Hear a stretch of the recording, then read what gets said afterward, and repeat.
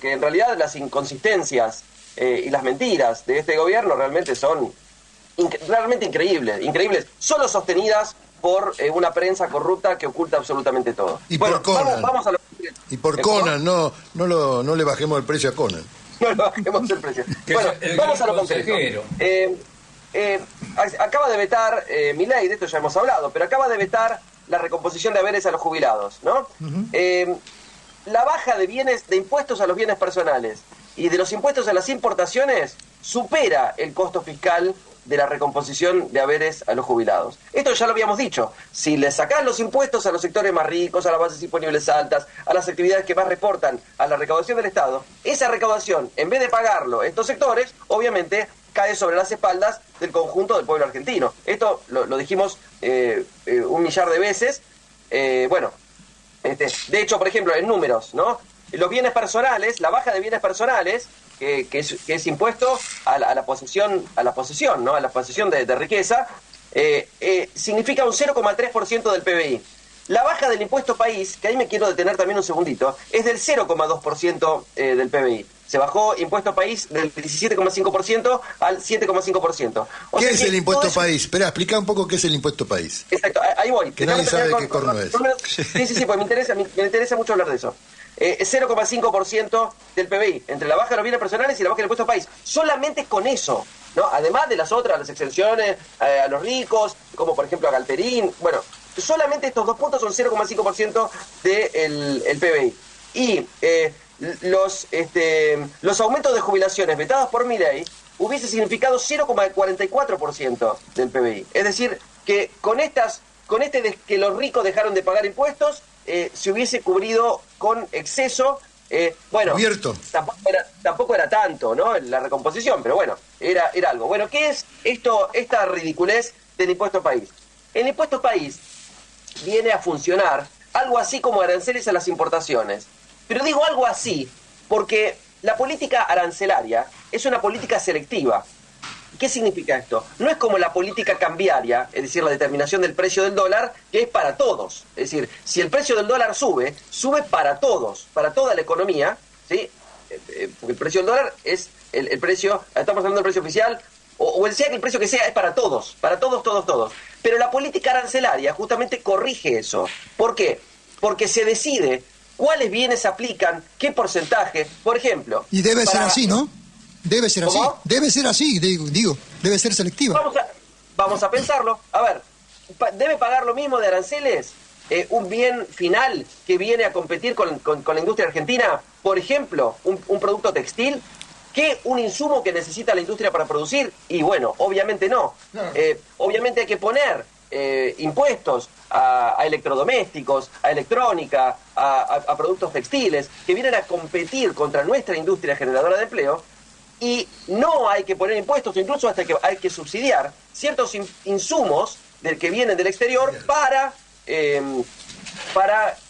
hacer funcionar nuestra industria generadora de empleo, precisamente. Y lo mismo pasa con las exportaciones.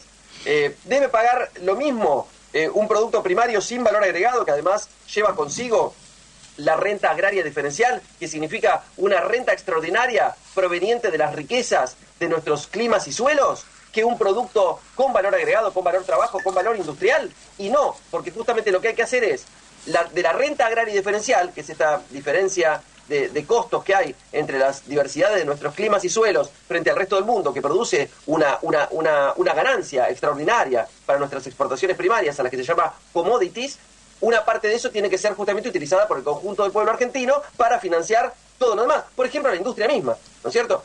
Y los productos industriales con valor trabajo, con valor agregado, justamente es lo que debe estimularse para que se desarrolle. Entonces, eso no debe pagar impuestos como sí debe pagar impuestos nuestra exportación de commodities. Bueno, eso es política arancelaria, como ustedes decían, debe ser selectiva. Es decir, cada producto debe tener, por ejemplo, y adaptándose a los momentos, a los precios internacionales, etcétera. Por ejemplo, que las retenciones de la carne sean del 30%, de la soja del 45%, del trigo del 20%, del maíz del 15%, del girasol del 18%. Es decir, se va adecuando justamente para acomodar la economía a los distintos momentos, a los distintos precios internacionales, a distintas oscilaciones que puede haber. Bueno, el impuesto país curiosamente, y esto, si no me equivoco, es la primera vez que pasa, bueno, también lo que hubo fue eliminación de impuestos al comercio exterior, ¿no? Hubo con la dictadura, hubo con Macri, pero que haya impuestos y que sea para todos lo mismo, creo que es la primera vez que pasa, creo, bueno, el impuesto país sería como aranceles a las importaciones, pero para todos.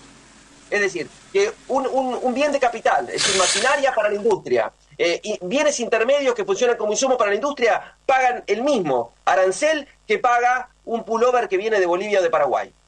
¿Tá? Es una ridiculez, es una locura. Pero además de ser una locura esto que estoy diciendo, también es una locura que en este momento, al bajarlo de 17,5% al 7,5%, lo que está provocando es un agujero fiscal, es decir, una menor recaudación para el Estado. ¿Que quién la paga? Lo pagamos los jubilados, lo pagamos los laburantes, lo pagamos las familias con aumento en los costos de los servicios, porque si el Estado tiene menos plata, obviamente los subsidios ya no los puede mantener. Eso numerosas veces lo habíamos anunciado. Y me parece interesante...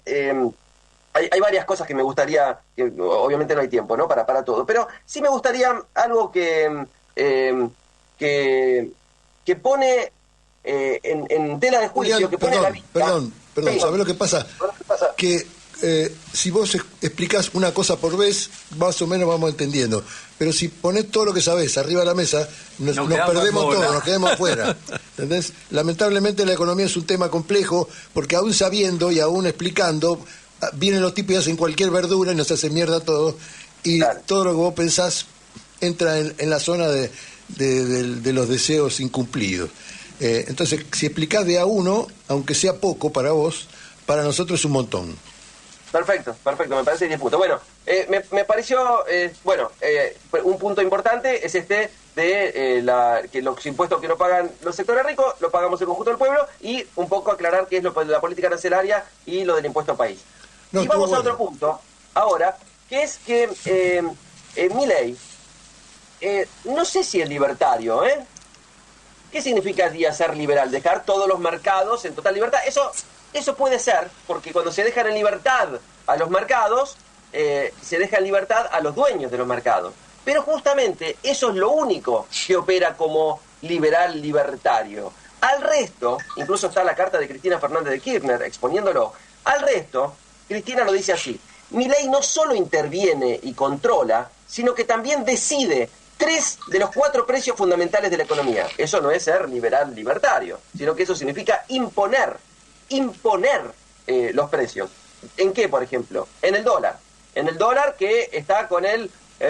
no sé por qué todo el mundo repite ahora la terminología en inglés, que pareciera como que viene, como que es un significado encriptado que requiere de un análisis previo para poder entenderlo, y entonces dicen el crawling peg. Loco, llamalo de evaluación mensual. Mira, si lo llamás tablita de Martínez de Oz actualizada del siglo XXI, se entiende mejor que llamarlo crawling peg. Crawling peg, ¿qué es el crawling peg? Son nombres para enmascarar, no te hagas problema, porque eso no lo inventa la gente. Para que no entiendan. Lo inventan los tipos para que nadie entienda un pito. Entonces, esta devaluación del 2% mensual, o sea, suba del precio del dólar del 2% mensual, lo están sosteniendo por 2 motivos.